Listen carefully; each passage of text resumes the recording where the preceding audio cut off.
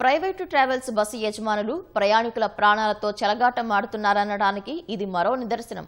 ముందు భాగంలో అద్దం పగిలిన బస్సును ప్రయాణానికి సిద్ధం చేసిన ఘటన మార్కాపురంలో జరిగింది. శ్రీ లక్ష్మీ నరసింహ ట్రావెల్స్ బస్సు ఏపీలోని మార్కాపురం నుంచి బెంగళూరు వెళ్లాల్సి ఉంది. 38 మంది ప్రయాణికులు బోర్డింగ్ పాయింట్ వద్ద ఎదురు చూస్తుండగా బస్సు రానే వచ్చింది. తీరా చూస్తే ముందు అద్దం లేదు. ఇంజన్ వద్ద కొంత భాగం ధ్వంసమైంది. డ్రైవర్ను ప్రశ్నించగా హెల్మెట్ పెట్టుకుని గమ్యస్థానానికి చేరుస్తానని సమాధానం చెప్పడం ప్రయాణికులను ఆగ్రహానికి గురిచేసింది. యజమాని వైపు నుంచి స్పందన లేకపోవడంతో అందరూ కలిసి పోలీసులను ఆశ్రయించారు. పోలీసులు బస్సును సీజ్ చేసి రవాణా శాఖ అధికారులకు సమాచారం ఇచ్చారు.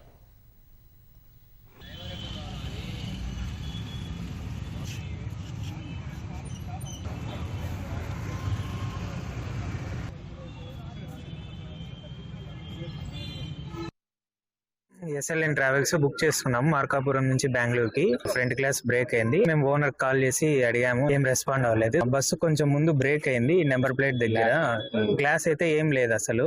డ్రైవర్ హెల్మెట్ పెట్టుకొని పోతాను అని డ్రైవర్ చెప్పినాడు. ప్రజల యొక్క ప్రాణాలకి ప్రమాదం ఉంది, అదే విధంగా పబ్లిక్ సేఫ్టీ లేదు, అదే విధంగా డేంజరస్ డ్రైవింగ్ కూడా ఉంది. దీని మీద ఆ బస్సుని సీజ్ చేసి దాని మీద కేసు నమోదు చేయడం జరుగుతుంది. అదే విధంగా వెహికల్ ని ట్రాన్స్పోర్ట్ డిపార్ట్మెంట్ వారికి కూడా సమాచారం ఇచ్చి వాళ్ళకు కూడా ఈ యొక్క బస్సు యొక్క ఫిట్నెస్ అయినా కూడా వెరిఫై చేయమని పంపించడం జరిగింది.